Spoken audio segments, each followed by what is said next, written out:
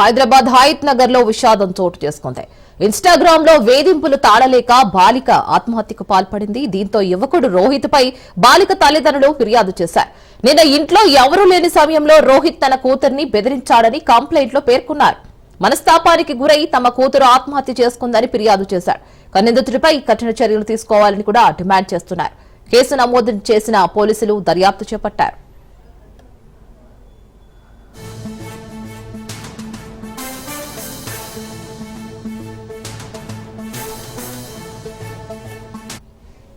హైదరాబాద్ హయత్ నగర్ లో విషాదం చోటు చేసుకుంది. ఇన్స్టాగ్రామ్ లో వేధింపులు తాళలేక బాలిక ఆత్మహత్యకు పాల్పడింది. దీంతో యువకుడు రోహిత్ పై బాలిక తల్లిదండ్రులు ఫిర్యాదు చేశారు.